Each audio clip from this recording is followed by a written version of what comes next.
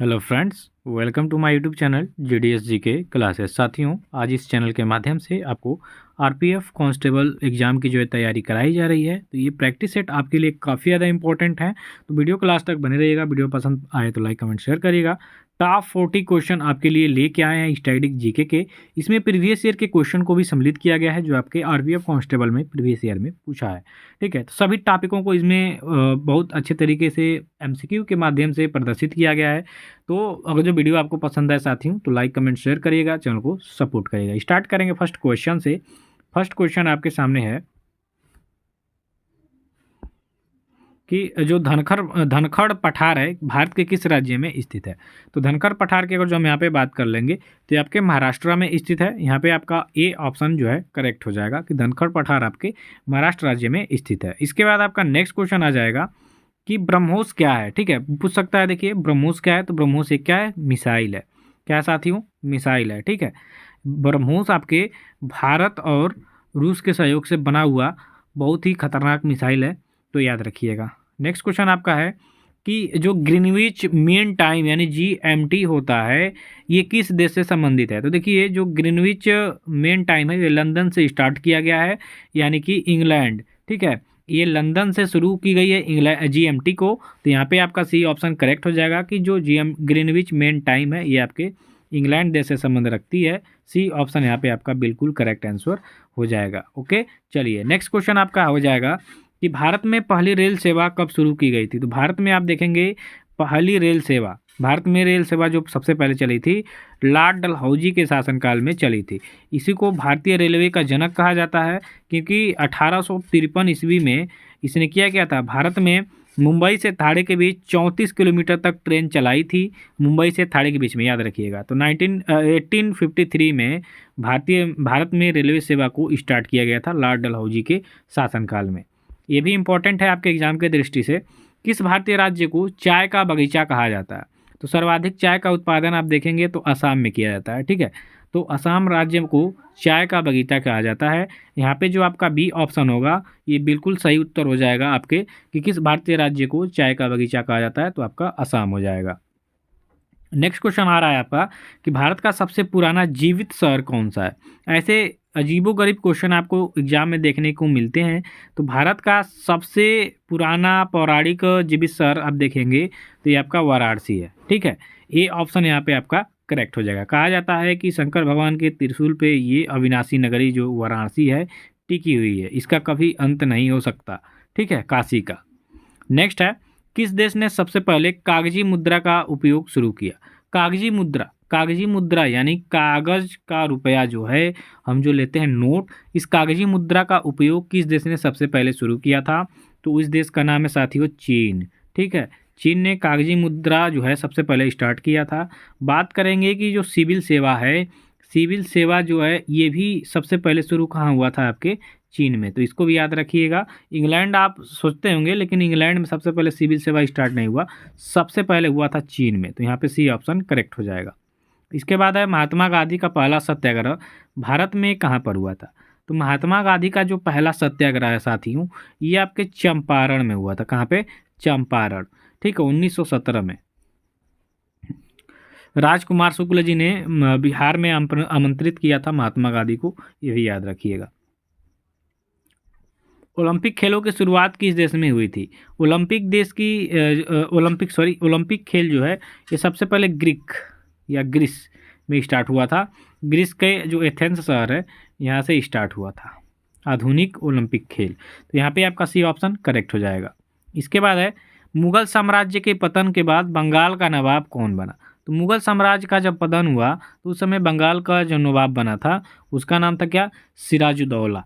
आपका B option यहाँ पे बिल्कुल करेक्ट आंसर हो जाएगा कि मुगल साम्राज्य के पतन के बाद बंगाल का जो नवाब था सिराजुद्दौला बना था। इसके बाद है किस वेद में संगीत के प्रारंभिक रूप का उल्लेख है।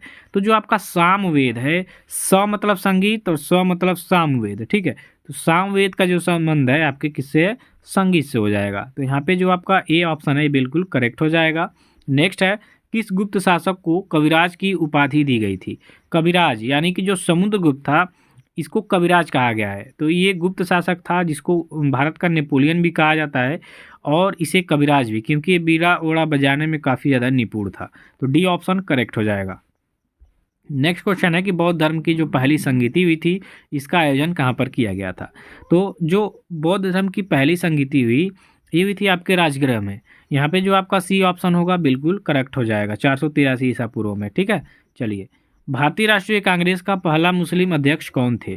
तो भारतीय राष्ट्रीय कांग्रेस का जो पहला मुस्लिम अध्यक्ष थे उनका नाम था बदरुद्दीन तैयब जी। तो यहाँ पे जो आपका ए ऑप्शन है ये आपका सही उत्तर हो जाएगा कि भारतीय राष्ट्रीय कांग्रेस के जो प्रथम मुस्लिम अध्यक्ष थे बदरुद्दीन तैयब जी थे। ठीक है, इसके बाद आप आगे का क्वेश्चन देखेंगे कि भारत का सबसे पुराना पर्वत कौन सा है। तो भारत का सबसे पुराना पर्वत यहाँ पे हो जाएगा आपका अरावली पर्वत, जो कि इसकी अवस्थिति के बारे में बात कर लेते हैं।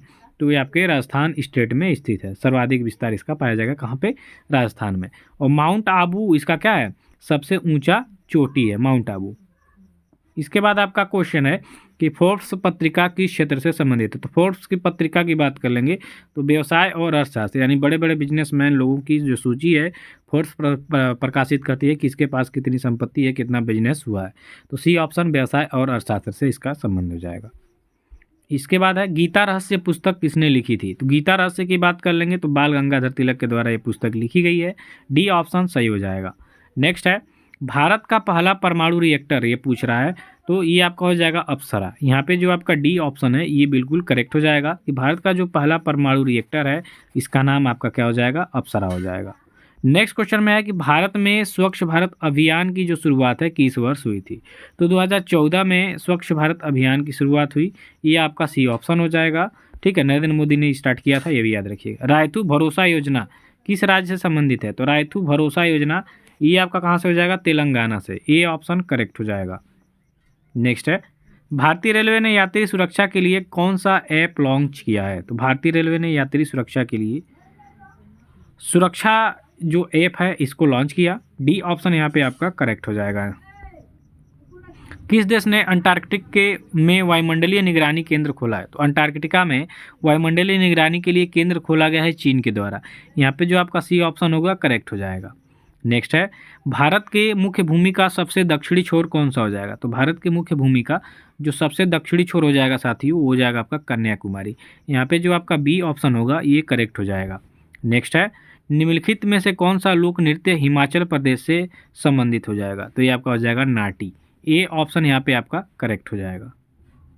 नेक्स्ट है टोटो जनजाति मुख्य रूप से किस राज्य में निवास करती है। तो टोटो जनजाति की बात कर लेंगे तो ये आपके पश्चिम बंगाल में निवास करती है। सी ऑप्शन इसका करेक्ट हो जाएगा। इसके बाद आपका नेक्स्ट है कि लंदन किस नदी के किनारे पर स्थित है। तो लंदन की अगर जो हम यहाँ पे बात कर लेंगे तो ये थेम्स नदी के किनारे पे स्थित है।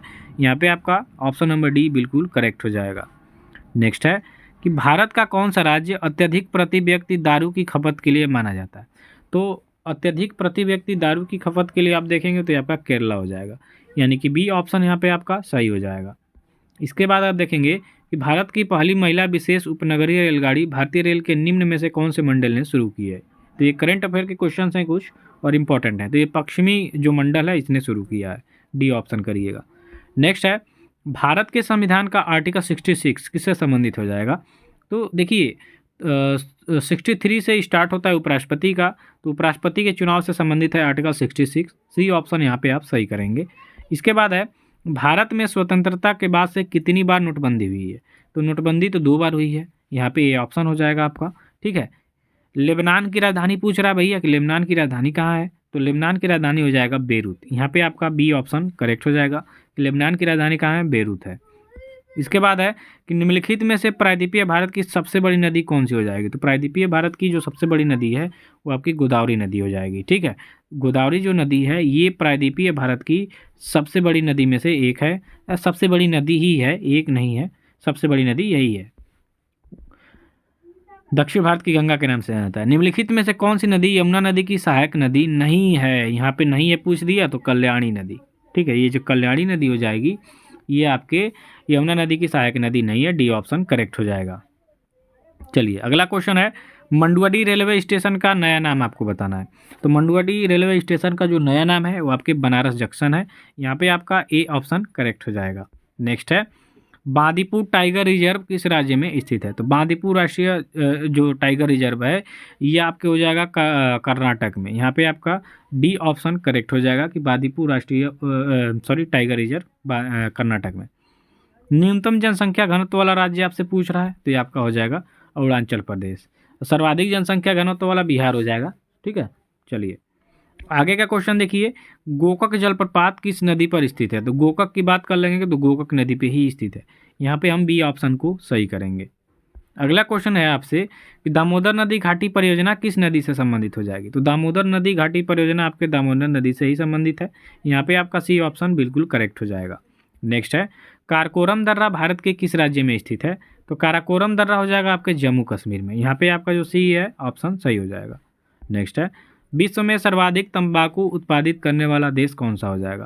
तो ये आपका चाइना हो जाएगा। ठीक है, यहाँ पे हम डी ऑप्शन को करेक्ट कर देंगे। ठीक है, चलिए आज के लिए बस इतना ही, मिलते हैं नेक्स्ट वीडियो में।